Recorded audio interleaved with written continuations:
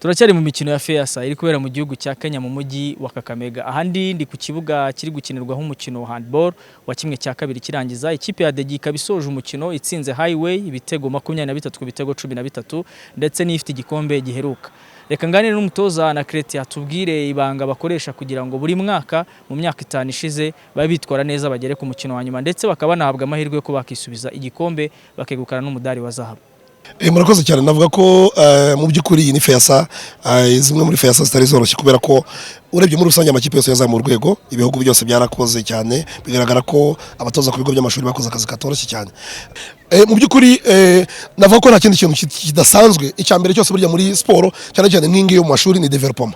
Iyo abatoza bari ku mashuri babashije kubona ubushobozi bw'ibanze bw'ibikoresho navuga ndetse bakagira n'umwanya wo gutoza abana. Navuga ko ibi byose muri kubona n'umusaruro college de yagize college secondaire Kigoma bagize no kubera ko twasubiye hasi tujya gutoza abana. Ibanga ry'umukino wa nyuma rero nabwira ko mu by'ukuri dufite abakinnyi cyambere cyo ni ikipe Kimiriri navuga ko ikipe igizwe n'abakinnyi benshi babajene nabo bari ku rwego rwiza ariko bafite taille ndende.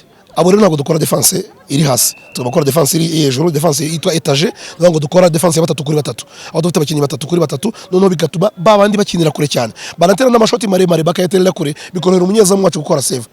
Nyuma yo kumva rero icyo bateganya ku mukino wa nyuma ku ruhande rw'umutoza waje uhagarariye abandi cyangwa se ukuriye umukino wa handball ana Kreti, reka nkubwire ko atari yo yonyine yageze ku mukino wa nyuma kubera ko ku munsi w'ejo ikipe ya ITS Kigali yaje kwitwara neza itsinda ikipe ya Razor Hills amanota 76 ku manota 51 nayo ikatisha itike y'umukino wa nyuma ndetse uyu munsi nabwo haje gukina andi makipe atandukanye cyane cyane kuri Perugunga nayo yitwaye neza iza gutsinda ikipe ya Pioneer amanota 21 ku manota 18 aho ni muri basketball ya 3 kuri 3 nabo barakina umukino wa nyuma. Gusa nakubwira ko umukino wa nyuma nanone utegerejwe ni ku munsi wo kuri wa gatanu cyangwa se ku munsi w'ejo ikipe ya Degi zakira n'ikipe ya Kimiri yo mu gihugu cya Uganda. Umukino wabahuje wari ukomeye cyane mu itsinda kubera ko ari mu itsinda rimwe Adegi yabarushije igitego kimwe bivuze ko ari umukino ukomeye mu gihe ITS umukino wa nyuma kuri wa gatanu ku isaha y'isa 3 za hano mu gihugu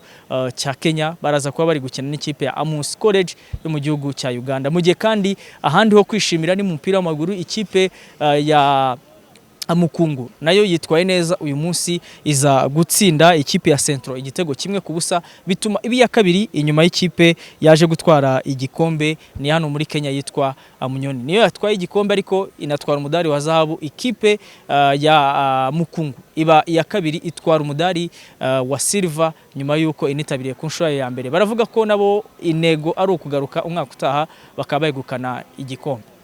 Cyari review Imana mu mikino ya FEASA mu gihugu cya Kenya mu mujyi wa Kakamega.